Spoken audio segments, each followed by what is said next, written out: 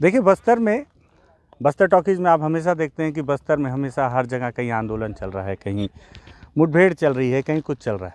लेकिन इन दिनों पूरे छत्तीसगढ़ के बाहर देश के अलग अलग हिस्सों में जहाँ बुद्धिजीवी रहते हैं, सभी के जहन में छत्तीसगढ़ को लेकर एक चिंता है, और वो चिंता है हसदेव को लेकर। और हसदेव क्या है, मुझे लगा कि बहुत से लोगों को पता ही नहीं है कि हसदेव का मसला क्या है। तो आज इस पूरे मसले को समझते हैं। नमस्कार, मैं विकास तिवारी हूँ और आप बस्तर टॉकीज़ देख रहे हैं।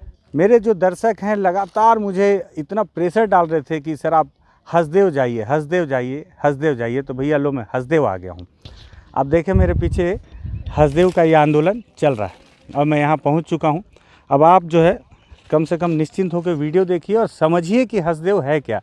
अब हसदेव को सबसे पहले मैं आपकी अलग अलग तस्वीरें तो दिखाऊंगा, सबसे पहले मैं आपको हसदेव को समझा दूं, ये सोच रहा था। तो हसदेव को समझाने और समझने के लिए, क्योंकि ये मेरे से भी ऊपर से निकल रहा है, मेरे सिर से भी, आलोक शुक्ला जी सामाजिक कार्यकर्ता हैं और मैं देख रहा हूँ कि हसदेव में लगातार एक्टिव हैं और इसे जितना बारीकी से इन्होंने समझा है, मुझे नहीं लगता कि किसी और ने इतना स्टडी किया है। आलोक शुक्ला जी, आपका स्वागत है बस्तर टॉकीज़ में।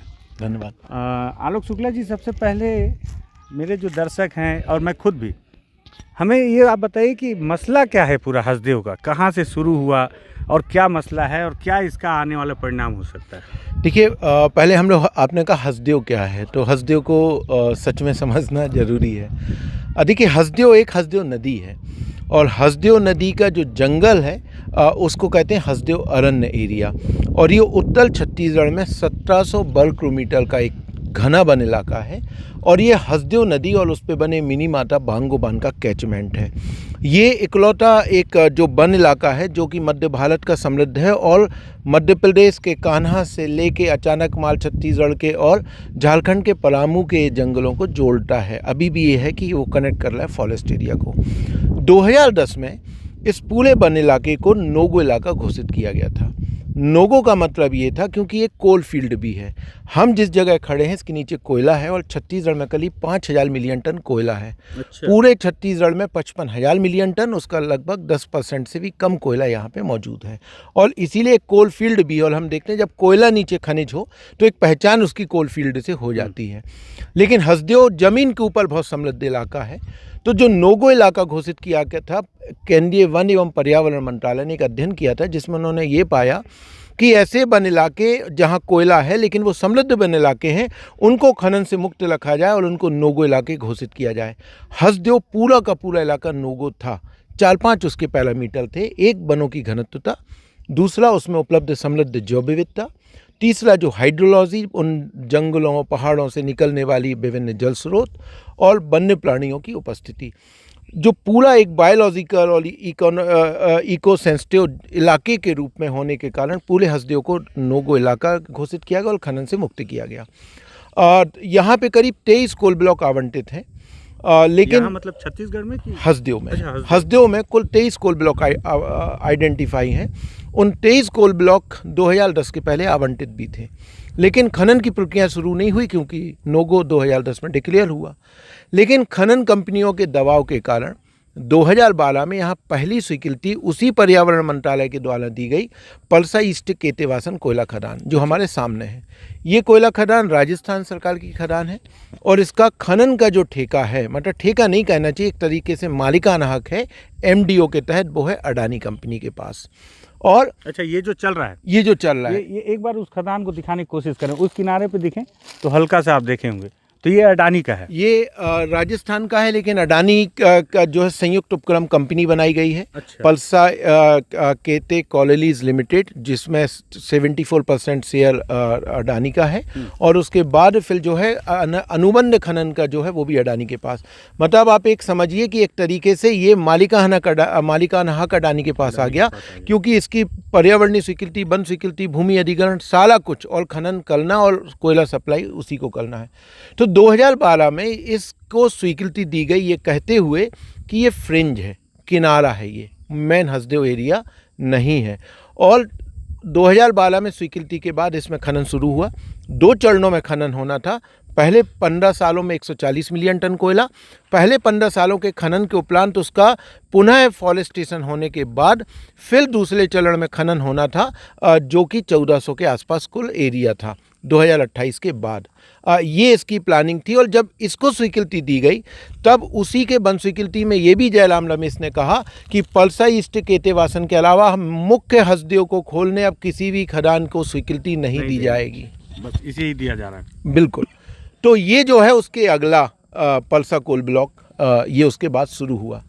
महत्वपूर्ण ये है कि जो ये खदान चल रही है पलसा ईस्ट केतेवासन, इसकी जो वन स्वीकृति दी गई थी MOF के द्वारा वो वन सलाहकार समिति की सिफारिश के विपरीत दी गई थी। अच्छा। वन सलाहकार समिति 2011 में आई थी, उसने कहा कि यहाँ माइनिंग होनी ही नहीं चाहिए। खनन कंपनी के दबाव में वन सलाहकार समिति के विपरीत जाके ये निर्णय मंत्रालय ने लिया था, जिसको 2014 में नेशनल ग्रीन ट्रिब्यूनल ने खारिज कर दिया। और इस खदान की आज भी कानूनन वन स्वीकृति नहीं है, ये सुप्रीम कोर्ट के स्टे पे ये खदान चल रही है। अच्छा, स्टे पे चल रही है। स्टे पे चल रही है। ओके। इसकी अभी भी कानूनन वन स्वीकृति इस खदान की नहीं है और इसकी क्षमता भी बढ़ा दी गई, 10 से 15 मिलियन टन हो गया, 15 से 18 मिलियन टन हो गया। और जो दूसरा चरण जो 2028 में शुरू होना था उसकी अनुमति भी अभी हो गई। क्यों? क्योंकि कंपनी ने ये कहा प्रथम चरण में जो 140 मिलियन टन कोयला निकालना था, आज दिनांक तक 82 मिलियन टन कोयला निकला है। बाकी का 58 से 60 मिलियन टन कोयला कहाँ है? कंपनी ने कह दिया है कोयला खत्म हो गया। अच्छा। इस सवाल को ना राजस्थान सरकार पूछ रही है, ना छत्तीसगढ़ सरकार पूछ रही, ना केंद्र पूछ रही कि जब अप्रूव माइनिंग प्लान में 140 मिलियन टन कोयला निकलना था, 82 निकला है, तो बाकी कोयला कहाँ है? लेकिन उसको पूछे बिना ही आपने दूसरे चरण की अनुमति दे दी। तो ये जो दूसरे चरण की अनुमति दी गई है, इसमें 2.5 लाख पेड़ कटेंगे और एक घाट वाला गांव पूरी तरीके से विस्थापित होगा। अच्छा। हम जिस जमीन पर खड़े हैं ये है पलसा कोल ब्लॉक का इलाका है। ये नई कोल ब्लॉक है, 2014 में आवंटित हुई, ये भी राजस्थान को आवंटित हुई और इसका MDO अनुबंध भी अडानी के पास है। 2014 में, क्योंकि हमें पता है कि 2014 के पहले कोल गेट में साले कोल ब्लॉक निरस्त हुए थे, हसदेव के भी हुए थे। जब पुनः आवंटन की बात आई तो हसदेव की ग्राम सभाओं ने, क्योंकि ये 5वीं अनुसूचित इलाका है, ग्राम सभाओं के पास ये तमाम अधिकार सुरक्षित हैं कि वो नहीं चाहेंगे तो कोई परियोजना नहीं हो सकती। हसदेव की 20 ग्राम सभाओं ने 2014 में ये प्रस्ताव किए कि हम किसी भी खनन की अनुमति नहीं देंगे, ना ही हम चाहेंगे खनन हो, इसीलिए आप किसी कोल ब्लॉक का आवंटन मत करिए। जब पहले ही ग्राम सभाओं ने बोल दिया कि हम खनन की इजाज़त नहीं देंगे, तो फिर आपने कोल ब्लॉक के आवंटन क्यों किए? बावजूद 7 कोल ब्लॉक के आवंटन हुए। पलसा ईस्ट केतेवासन यथावत राजस्थान को गया। पलसा कोल ब्लॉक, ये नया कोल ब्लॉक मिल गया राजस्थान सरकार को, और इसके बगल में एक और कोल ब्लॉक है केते एक्सटेंशन। ये चारों कोल ब्लॉक राजस्थान सरकार को दिए गए और राजस्थान ने इनको मालिकाना हक अडानी को सौंप दिया। अच्छा। और 2014 के बाद से इस पलसा कोल ब्लॉक को भी शुरू करने की कोशिश हो रही है। 2014, 2017, 2018 में 3 बार हसदेव के जो प्रभावित ग्राम सभाएं हैं, इन्होंने विरोध किया कि हम खनन की इजाज़त नहीं देंगे। 2018 में ग्राम सभा का एक फर्जी प्रस्ताव बनाया गया। ग्राम सभा हुई लेकिन खनन की कोई चर्चा नहीं हुई। अडानी कंपनी और जिला प्रशासन के लोगों ने उदयपुर के रेस्ट हाउस में जाके एक प्रस्ताव लिखवाया कि खनन की अनुमति दी जाती है। जैसे ही गांव के लोगों को पता चला, गांव के लोगों ने थाने में सूचना दी, कलेक्टर को सूचना दी, मुख्यमंत्री को पत्र लिखा। आज तक कोई उसकी जांच नहीं हुई। और क्योंकि हम सब जानते हैं कि किसी भी वन भूमि का जो डाइवर्जन है वो तब तक नहीं हो सकता जब तक वन अधिकारों की मान्यता की प्रक्रिया वन अधिकार कानून 2006 के तहत पूरी नहीं होती है और ग्राम सभा लिखित में सहमति नहीं देती है। जब ग्राम सभाएं कह रही हैं कि हमने कोई भी सहमति नहीं दी है आज तक, फर्जी ग्राम सभा प्रस्ताव है। आप विश्वास करेंगे 17 दिसंबर को शपथ ग्रहण होती है, नए मुख्यमंत्री शपथ लेते हैं। 26 दिसंबर को हसदेव का डेलीगेशन मिलता है और मुख्यमंत्री से बोलता है कि पिछली सरकार में फर्जी ग्राम सभा हुई, इसकी जांच और कार्रवाई की जाए। आज दिनांक तक जांच कार्रवाई नहीं की गई, जबकि इसी हसदेव अरण्य में 2015 में स्वयं कांग्रेस के राष्ट्रीय अध्यक्ष, उस जो अभी राष्ट्रीय उपाध्यक्ष राहुल गांधी आए थे और उन्होंने कहा कि हम आपके संघर्ष के साथ हैं, आदिवासियों की कीमत पे कोयला नहीं निकलना चाहिए। लेकिन सत्ता में आने के बाद आपने जो है उस वादे को तो पूरा नहीं किया। पिछले सरकार में जो फर्जी कार्रवाई हुई हैं उनकी जांच तक मुनासिब नहीं समझा, बल्कि इसी हसदेव के अंदर एक नई पतुरिया गिदमुड़ी कोल ब्लॉक का एमडीओ अनुबंध छत्तीसगढ़ सरकार ने अडानी को दे दिया। और 2014 से लगातार हसदेव के लोग आंदोलनरत हैं। 2014 से इस पलसा कोल ब्लॉक की पहली जनसुनवाई इसी ग्राउंड में हुई थी, जहां पे लोगों ने इसका तंबू नहीं लगने दिया था। इतना भारी विरोध किया था। और पलसा कोल ब्लॉक को बचाने, क्योंकि ये 1252 हेक्टेयर का कोल ब्लॉक है, इसमें लगभग 2 लाख पेड़ काटे जाने वाले हैं। 2 गांव पूरी तरीके से विस्थापित होंगे, एक मोहल्ला विस्थापित होगा, 1000 लोग सीधे प्रभावित होने वाले हैं, सीधे विस्थापित। और अप्रत्यक्ष प्रभाव तो हम जानते हैं कि खनन के क्या होते हैं। और उन गांव वाले पिछले 2014 से लगातार आंदोलनरत हैं। फर्जी ग्राम सभा की जांच और कार्रवाई के लिए 2020 में 75 दिनों तक लोगों ने धरना किया। प्रशासन का कोई एक व्यक्ति सुनने नहीं आया और फर्जी ग्राम सभा के आधार पर ही वन स्वीकृति की प्रक्रिया आगे बढ़ती रही। अंततः जब नहीं सुनी गई तो अक्टूबर 2021 में 2 अक्टूबर से लोग पैदल चल के रायपुर पहुँचे और 14 अक्टूबर को रायपुर पहुँचे, 300 किलोमीटर पैदल चले, गवर्नर से मिले, मुख्यमंत्री से मिले। गवर्नर ने कहा कि आपके साथ अन्याय नहीं होने दिया जाएगा और उन्होंने चिट्ठी लिखी सरकार को कि जब तक ग्राम सभाओं की जांच नहीं होगी तब तक जो है कोई भी कार्रवाई आगे ना बढ़ी जाए। दुखद रूप से राज्य सरकार की सहमति से केंद्रीय वन एवं पर्यावरण मंत्रालय ने पलसा कोल ब्लॉक की अंतिम वन स्वीकृति 21 अक्टूबर को जारी कर दी। और 6 अप्रैल को अभी छत्तीसगढ़ सरकार ने धारा 2 के तहत 1980 के वन संरक्षण अधिनियम की धारा 2 के तहत आदेश जारी कर दिया। आज तक उस फर्जी ग्राम सभा की जांच नहीं हुई। दूसरा एक जो महत्वपूर्ण मुद्दा है, जो मुझे लगता है जानना चाहिए, कि यहाँ ग्राम सभाएं चूँकि एकजुट हैं और वो नहीं चाहती कि इस जंगल का विनाश हो। यहाँ पे ग्राम सभाओं को बाईपास करने के लिए 1957 के कोल बेलिंग एक्ट को लगाया गया। और कोल बेलिंग एक्ट से लैंड एक्विजिशन करवाया जा रहा है और ये कह दिया गया कि कोल बेलिंग एक्ट में पैसा कानून एप्लीकेबल नहीं है।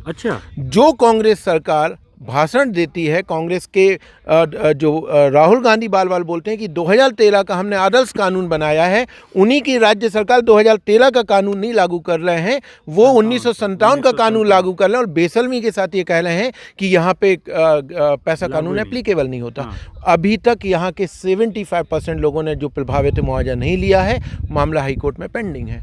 लेकिन उस मामले में भी राज्य सरकार ने कुछ नहीं किया, ना ही आपने फर्जी ग्राम सभा के मामले में कुछ किया। एक तरीके से आदिवासियों के संवैधानिक अधिकारों को कुचलकर आपने खनन प्रक्रिया को आगे बढ़ा दिया।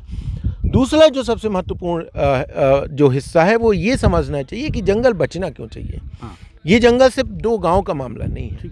हाँ, मैं देख रहा हूँ नागपुर में भी लोग प्रोटेस्ट कर रहे हैं, बिल्कुल, दिल्ली में भी लोग कर रहे हैं। आज के समय जब जलवायु परिवर्तन इस धरती पर जीवन के अस्तित्व को बनाए रखने का संकट बन गया है, जिस जगह पूरी दुनिया जो है फॉसिल फ्यूल से पीछे आ रही है, तब हम उन जंगलों को जाड़ रहे हैं जिनको स्वयं 2010 में नो गो इलाका घोषित किया गया कि खनन नहीं होना चाहिए, क्योंकि खनन होगा क्या पर्यावरण के गंभीर दुष्प्रभाव होंगे।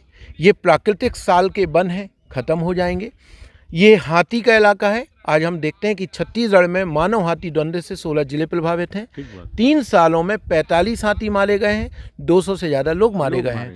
और 2020 में ही एक WII wild life institute of India, जो कि केंद्र सरकार का एक संस्थान है, उसने इस पूरे वन क्षेत्र की अध्ययन किया है और उसने ये कहा है कि हसदेव में पलसा ईस्ट को भी नियंत्रित माइनिंग होनी चाहिए। पलसा ईस्ट के अलावा अन्य कोई भी खनन परियोजना की स्वीकृति नहीं होनी चाहिए। यदि आपने स्वीकृति दी तो छत्तीसगढ़ में मानव हाथी द्वंद्व के संकट को आप कभी संभाल नहीं पाएंगे। उस रिपोर्ट को दरकिनार कर दिया गया और पलसा ईस्ट केतेवासन के दूसरे चरण को अनुमति दी गई और पलसा कोल ब्लॉक को दी गई। यदि ये खनन हुआ, ICFR और WII ने अपनी रिपोर्ट में कहा है, राज्य सरकार ने स्वयं इस बात को कहा है, क्योंकि इसके बगल का जो केते एक्सटेंशन कोल ब्लॉक है, केते एक्सटेंशन का जब भूमि अधिग्रहण शुरू हुआ तो भूपेश सरकार ने ही 2020 में कोयला मंत्रालय को पत्र लिखा और उन्होंने कहा कि केते एक्सटेंशन की भूमि अधिग्रहण की प्रक्रिया को रोका जाए, क्योंकि हम इसको लेमरू एलिफेंट बना रहे हैं। और यदि खनन यहाँ हुआ तो हमारा जो डैम है और जो बांगो डैम है वो ख़त्म हो जाएगा। 2012 में पलसा ईस्ट केतेवासन के प्रथम चरण में खनन की अनुमति दी गई थी 781 हेक्टेयर में। और जब ये माइनिंग हो जाता है, इसमें फॉरेस्टेशन हो जाता है, तब ये बाकी 1138 और बाकी राजस्व मिला के 1500 हेक्टेयर में माइनिंग होना था। केते एक्सटेंशन उसके बगल में कोल ब्लॉक, ये 2012 में राजस्थान को मिला, और ये है पलसा कोल ब्लॉक। अभी जो अनुमति दी गई है वो इसके द्वितीय चरण की, जो 2028 में ये माइनिंग होनी थी, उसकी स्वीकृति अभी दे दी गई है। और ये पलसा कोल ब्लॉक है। पलसा कोल ब्लॉक में 2 लाख पेड़ कटेंगे, 1252 हेक्टेयर की ज़मीन है, और इस कोल ब्लॉक में जो है वो 2 गांव पूरी तरीके से लगभग 1000 लोग विस्थापित होंगे। इसमें 2.5 लाख पेड़ कटेंगे, और 2.5 लाख पेड़ कटने के साथ एक गांव पूरी तरीके से विस्थापित होगा। मतलब ये कटने वाले हैं 2 और 2.5 मतलब 4.5 4.5 लाख पेड़ कटने की अनुमति हो चुकी है। 300 पेड़ काट दिए गए हैं रातों रात, जिसको लोगों ने विरोध किया, और जब ये चालू हो जाएगा तो ये कहते एक्सटेंशन होगा। अच्छा। और इसके बाद यही मामला रुकने वाला नहीं है। इसके बगल में ताला कोल ब्लॉक है। इस कोल ब्लॉक को भी धीरे से या तो छत्तीसगढ़ सरकार अलॉट करके अडानी को देगी, अडानी लेगा, और ये पूरा कोयले का पैच, और ये पूरा इलाका एक समय छत्तीसगढ़ सरकार ने पलसा ईस्ट केतेवासन को छोड़ के बाकी पूरे हिस्से को लेमलू हाथी रिजर्व में शामिल किया था। यहाँ की पलसा कोल ब्लॉक के हरिहर पुल, फतेहपुर की ग्राम सभाओं से प्रस्ताव लिए गए। अच्छा। कि लेमलू हाथी रिजर्व में शामिल होगा। ग्राम सभाओं से प्रस्ताव लेने के बाद अडानी कंपनी के दबाव में इस पूरे एरिया को लेमलू से बहाल कर दिया गया। अच्छा। खनन के लिए। तो ये है मसला। तो क्या लग रहा है भैया कि ये जितना ये जो चल रहा है, कांग्रेस कोई विधायक नहीं आ रहा है, पब्लिक को कोई सुन नहीं रहा है, और क्या लगता है कि ये आंदोलन सफल होगा और आगे चल के इनकी मांगें पूरी होंगी, रोका जाएगा इस खनन को? देखिए, हसदेव के आंदोलन की एक खूबसूरती है, संविधान इजाज़त देता है आदिवासियों को अपने जल जंगल जमीन की सुरक्षा के लिए। हसदेव के लोगों ने लोकतांत्रिक तरीके से संविधान और कानून का इस्तेमाल करके पिछले 10 सालों से अपने इस जंगल ज़मीन को बचा के रखे हुए हैं, और उस लड़ाई को आज भी उसी जज्बे और ताकत के साथ लड़ रहे हैं।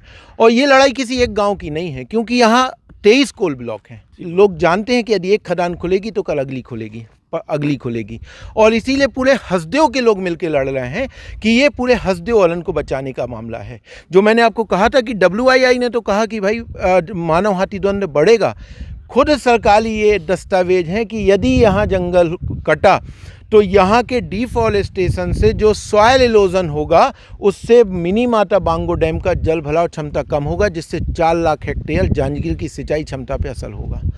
तो हसदेव का जंगल का विनाश आज की डेट में सिर्फ यहाँ के विनाश का मसला नहीं है, ये पूरे छत्तीसगढ़, क्योंकि ये जो जंगल है ये पूरे देश के मानसून को भी नियंत्रण करता है। तो यदि यहाँ का जंगल विनाश हुआ, इसकी भरपाई कभी नहीं की जा सकती है। और इसीलिए आज हसदेव का जो मुद्दा है, आप देखेंगे कि चाहे वो रायपुर में बैठे लोग हों, बिलासपुर में बैठे लोग हों, दिल्ली में बैठे लोग हों, तमाम देश भर से लोग अब इस लड़ाई को अब समझ रहे हैं और हसदेव में अपनी आवाज़ को बुलंद कर रहे हैं कि नहीं, इन इलाकों को ख़त्म नहीं होना चाहिए। हाँ, क्योंकि उनका प्रभाव उन पर भी पड़ेगा। बिल्कुल।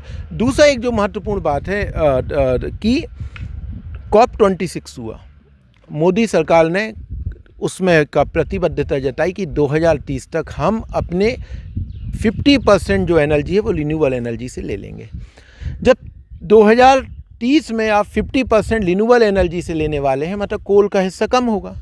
तो जब कोल का हिस्सा कम होगा, और आप पहले ही आपके पास आज देश में कोयला संकट नहीं है, कोयले का उत्पादन भरपूर है, प्रॉब्लम प्रबंधन का है, परेशानी जो है आपका पॉलिसीज़ का है, तो क्यों आप हसदेव जैसे उन समृद्ध इलाकों को उजाड़ रहे हैं? यदि आखिरी विकल्प होता तो आप सोचते कि भाई अब कहीं कोयला नहीं है, हाँ, यहाँ उजड़ना है। ऐसे भी जगह हैं जहाँ पे मिनिमम नुकसान के साथ जंगल जहाँ नहीं है, आप यदि कोयला एक तो निकलना नहीं चाहिए, क्योंकि रिन्यूएबल एनर्जी के विकल्प हैं आज देश में, आप नहीं होते तो अलग मुद्दा होता। बावजूद उसके आपके पास ऑलरेडी कोयले का उत्पादन हो रहा है। आप कोल इंडिया के SECL की कोयला खदान है कोलबा में, गेओरा, दीपिका, उनकी कैपेसिटी आप डबल कर दी है, 40 मिलियन टन से 70 मिलियन टन हो गया। तो जब वहाँ से कोयला निकल रहा है तो आप हसदेव जैसे जंगलों से कोयले की ज़रूरत क्या है? अच्छा, रिन्यूएबल वाली जो आप बात कर रहे हैं, तो क्या है उसका ऑप्शन? रिन्यूएबल एनर्जी आज पूरी दुनिया जो है वो renewable energy, solar energy, wind energy के ऊपर जा रही है।